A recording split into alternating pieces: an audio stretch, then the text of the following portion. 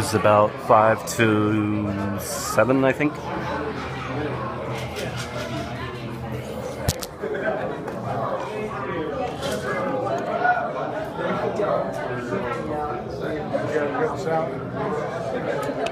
have a good salad bar here.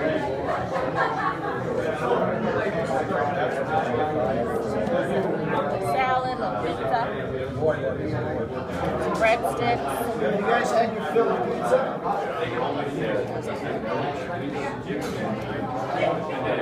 I'm gonna move this.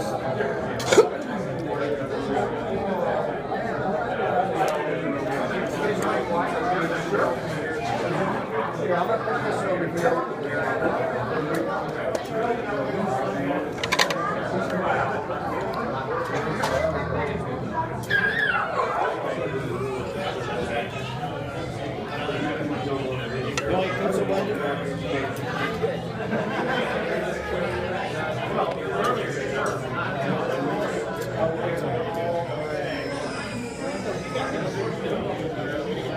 Let's do some of those breadsticks.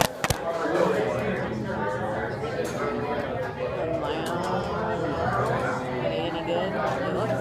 Okay, yeah. Thank you. I'm gonna move this. Everybody down with it? Could I get one?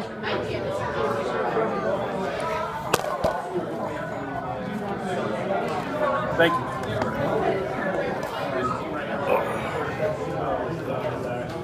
I'm terrible.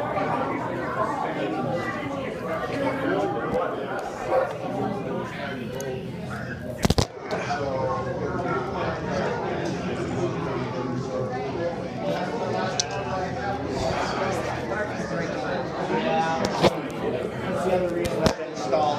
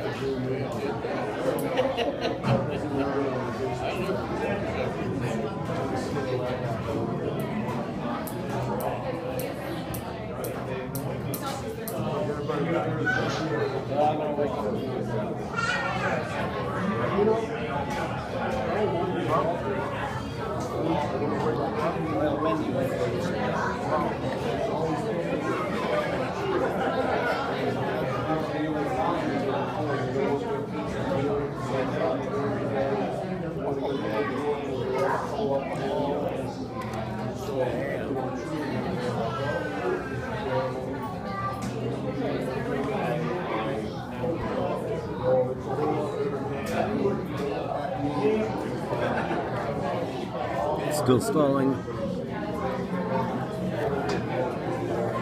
Timing, huh?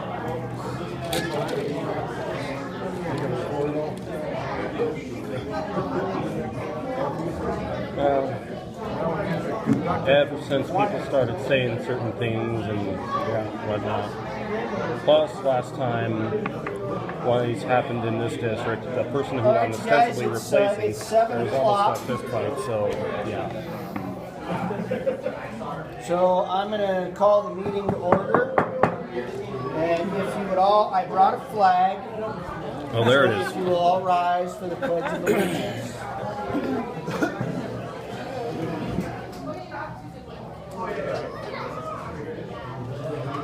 I am. Please join me. I pledge allegiance to the flag of the United States of America and to the republic for which it stands, one nation under God, indivisible, with liberty and justice for all.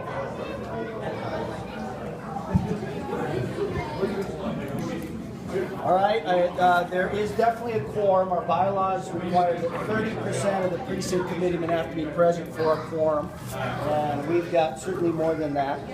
And so you all have a copy of the draft meeting agenda, which I sent out a couple of days ago, and I have copies here. So I would ask for a motion to approve the agenda, please.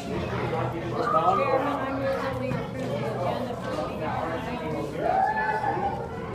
Is there a second? Also, move a second to approve the agenda. All in favor, or any discussion? All in favor, say aye. Aye. Any opposed? All right, so on the chairman's report, first of all, what I would like to do is just to introduce have everybody introduce the new committee persons that have been elected. And so I'm just going to go in numerical order. First of all, my name is Ken Burgess. I'm the current chairman of Legislative District 17. Dan Lowry is the current vice chairman, since you're not on this list, but I'm not sure. 1701, precinct committeeman is Don Hatch. 1702, precinct committeeman is myself. 1703 is Ron Shanholtz. 1704, David Murray. 1705, Wendy Ripley. 1706, Jim Tibbs, who is not here tonight. 1707, Michael Gould, who, by the way, won with a valiant write-in campaign. Good for you. 1708 is Matthew Jensen. Yep. 1709, Darrell Hansen. 1710, Georgia Meacham, who is not here, also not here tonight. She told me she would not be able to be here. 1711 is Mitchell Jensen, who also told me that he is out of town, is not going to be able to be here tonight. 1712, David DeHaas. 1713, Chris Off. 1714, Teresa Luna. And 1715, Scott Svegman. And then I also, Creed Kleinkoff is not here, is he? So I wanted to introduce our candidates that we have that are running for the 3 legislative seats. Creed Kleinkoff has filed and is running against Marianne Jordan for the state senate. Robert Herron, Robert's not here either, is he? Robert Herron is running for House CA against John Gannon. And then I also want to introduce Tabby Jolly, who is here tonight. Tabby is running against Sue Chu in House Seat B. So while I recognize that the demographics of this district have been kind of shifting more and more Democrat over time, I want to believe that this go-around we have some opportunities, at least with those legislative seats. As many of you know, the long-time Democrat Senator Elliott Work, who was in office for a long time, he basically didn't have a full-time job. And he spent a great deal of his time walking door to door, talking to people, And as a result, what he did is he kind of drug along the other two Democrat candidates along with him.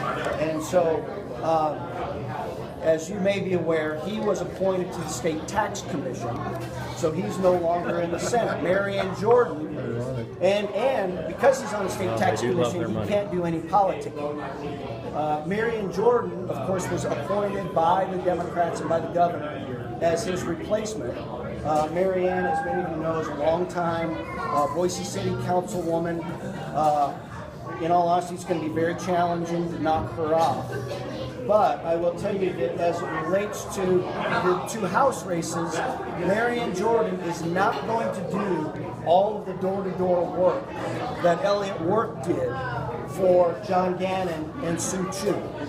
And John is a fairly decent campaigner, but Sue Chu is terrible. And so I want to believe that we really have some opportunities, really with all three of those seats, but particularly with Tabby Jolly here running against Sue Chu. I think we've got a good opportunity to knock her out. So I hope, and I know that all of you know, because I sent you all the responsibilities of precinct committeemen, our job between now and November is to help these guys do whatever they can in our district to make sure that that they run a good campaign and we get as many votes as we can to see if we can knock a couple of those seats off, as well as the county races and then of course the state races as well. Who else do I need to introduce? Okay, so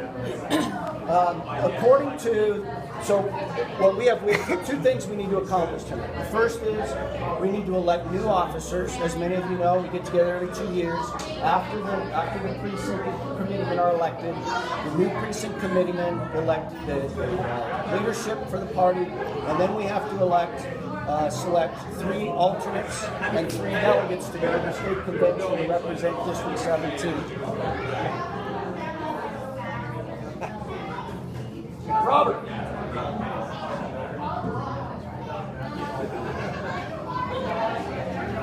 And so the state party, particularly as it relates to the delegate selection process, the state party adopted some new rules as to how the process is that we go through that selection process for the legislative districts.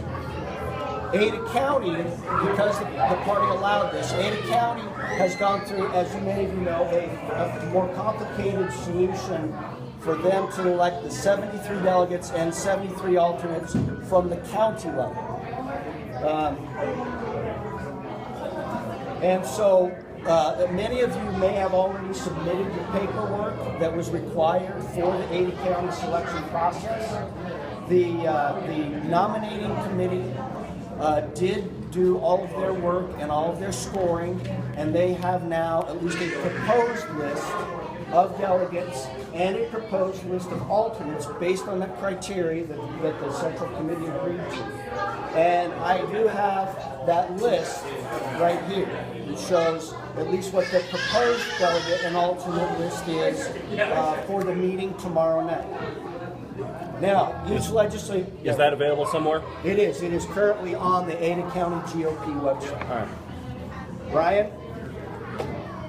And so each legislative district also had the opportunities to select a different method, which we did not do. So we are bound by the kind of fallback rules that the state party has selected. So the way that this process is going to work is that when we get to that point, Mr. Davidson, I'm trying to conduct the meeting. Thank you. The way that process is going to work is that we will take each position one at a time. So if there are three delegates that we will select, we will take the first position. Anybody who wants to be, and then we will take nominations from the floor. Only precinct committeemen can nominate potential delegates from this table. Nobody from the audience can do so. Only precinct committeemen can make the nominations. Once we have all of the nominations of folks that want to be a delegate for that first position, then each delegate will have an opportunity for a 2-minute speech, and then we will proceed with a round of voting. If any Right. You do not have to be a precinct committeeman to be a delegate. That is correct. Thank you. So other people can be nominated. You do not have to be a precinct committeeman. The only requirement is that you be a registered, to be a delegate. The only requirement is that you must be a registered Republican in the county. It don't necessarily have to be from this district. They have to be from our district. Yeah. So we'll do a round of voting. If any of the individuals get 50% plus one of the voting precinct committeemen, they will take that first delegate slot. And then we will proceed to then nominate for the second delegate position. And if there's anybody that hadn't been nominated before, who hadn't had a chance to give their 2-minute speech, we'll allow that. And then we'll do that round of voting again. If nobody gets a 50% plus one, we'll drop the lowest vote getter and we'll vote again until someone gets that 50% plus one. So then we've selected the delegate number 2. And then we'll do the same thing for delegate number 3, and then we'll do the alternate delegates in order after that. Does that make sense? Oh, if you are planning to, if you want to be a delegate or an alternate delegate, you must fill out this form that says that you will be going to the state convention. And so we'll pass these around to anybody in the room you have to have this form signed and returned to us before we do the voting. Also know that there is a $105 registration fee that you will have to pay, preferably before Friday, to ensure that you've been registered and that you're going to go as a delegate to the state convention. So is that clear? I thought that was that the ones that already had these things already? Yeah, that was for the Ada County selection process. This is for the actual state GOP convention registration. I thought that had to be submitted by last Friday. That was for the Ada County delegate selection process.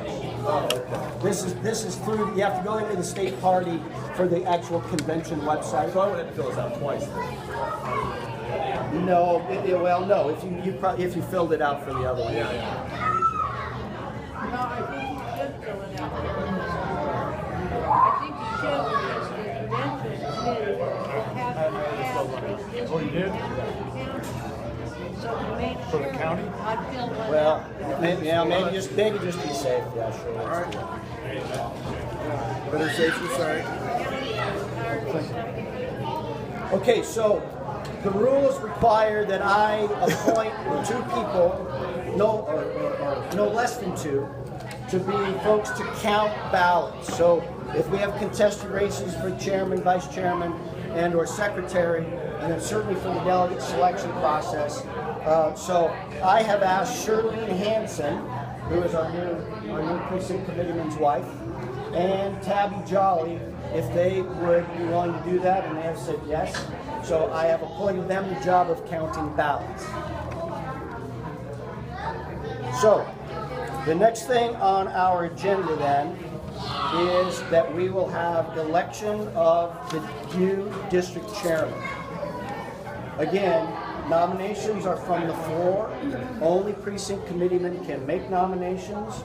We'll allow, if it's a contested race, we'll allow each candidate 2 minutes to tell us why we ought to vote for them, and then we will proceed from there. I do have paper ballots available and ready to go in that scenario, and then Tabby and Shirlene will be responsible for counting the ballots. So, with that, nominations for the District 17 chairman position are now open. I nominate David DeHaas. He's a good, solid Republican, and he's also a local businessman. He's been involved in a lot of local politics recently, so I think he'd be a good fit. What is his name? David DeHaas. Oh, that's Matthew. Matthew, Yeah. not Mitchell. There's 2 Jensens. Yeah. Matthew. Not related. Not related. Okay, so it's been moved and seconded for David DeHaas's nomination. Who's the second? Scott Svedden seconded.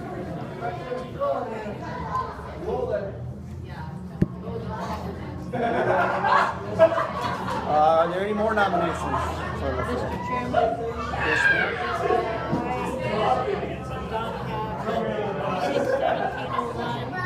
I would like to nominate Dan Lowry for chairman. Dan has worked over 20, 25, 30 years for the Republican Party. He's been at every campaign headquarters, 4th of July parade, worked for all the individual Republican candidates. He is a loyal supporter of our policies and principles, and I would like to nominate him for chairman. Mr. Chairman, Dave Murray, 1704. I would like to second that nomination, please. Thanks, Dave. Are there any other nominations for chairman?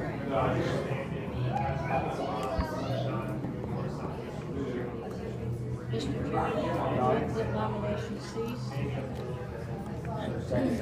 Then move second and nomination cease. All those in favor say aye. Aye. All those opposed? So each of the candidates will have 2 minutes to tell us why you should be the District 17 chairman, and we'll go in order and start with David DeHaas. All right. Well, I hope you guys can hear me. David DeHaas. So, native Idahoan. I'm endangered like the salmon. It's supposed to be a joke. Anyway, so I've been involved in politics. I was talking to someone earlier today. We got started back in when I was going to Boise State when Ralph Smead and Butch Otter started the Foundation for Economic Education. That institute still goes, but it was brand new. And I ate that stuff up. In fact, I got on a subscription list and read all the stuff every month. Those pamphlets came in. I read Adam Smith, all that good stuff. So, always been very interested in politics. Background is I've been running businesses since I got out of college. Started with satellite televisions back in 1981. Today I run a wellness center. Background also heavy in real estate. For this life that I'm in now, I'm a pastoralitarian. I'm also very big into sports. I'm currently a ref, and one of the coolest things I did this year was I started an alternative high school basketball league for all the kids that get cut at these schools. So I'm pretty good at organizing and kind of see the big picture of things. So I think those are my strengths in helping with the party. And I've been living in this neighborhood since 1992 and watched it shift dramatically from where it used to be. We used to have all seats with Republicans and now not. So I'd like to be a force for change in that arena. That's a little bit about me.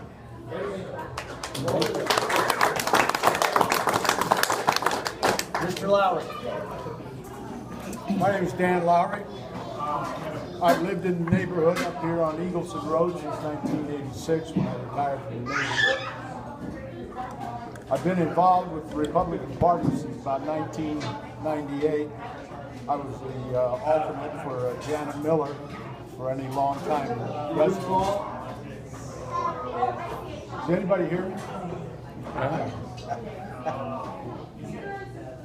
Anyway, when she moved on to the legislature, I took over the precinct spot. I've also been the treasurer for the Central Committee. I held that position for 4 years. And been on the audit committee for the Central Committee. And worked on many campaigns. As far as my philosophical outlooks go, definitely a conservative, always have been. Was raised a Republican in Portland, Oregon. And that is an endangered species over there. I'd ask for your vote because I've worked closely with Ken over the last several years, and what I can provide is continuity in carrying on the mission of the Republican Party in District 17. I ask for your vote. Whoever wins tonight, good luck. Thank you.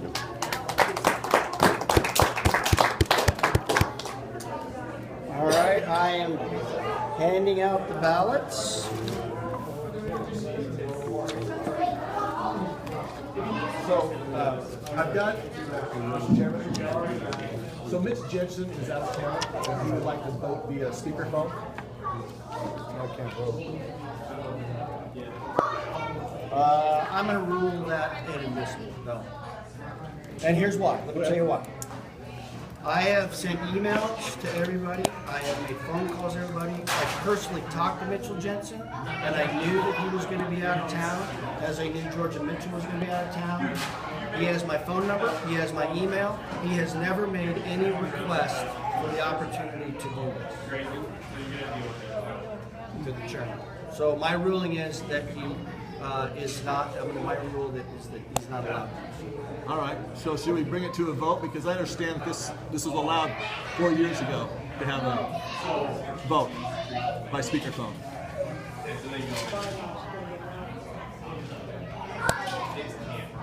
My ruling is it's not allowed. Well, are you the final say? I'm currently the chairman. Well, I would move we put it to a vote to allow Rich Jetson by speakerphone. You have to have the Seconded. bylaws amended, and that takes about a 30-day span. Is that what you guys did 4 years ago? Because as I recall that it was allowed 4 years ago. No, Everyone had to do was not allowed 4 years ago. 2 years. 2 years ago then? 2 years ago. Yeah, totally was 2 years ago. Talking about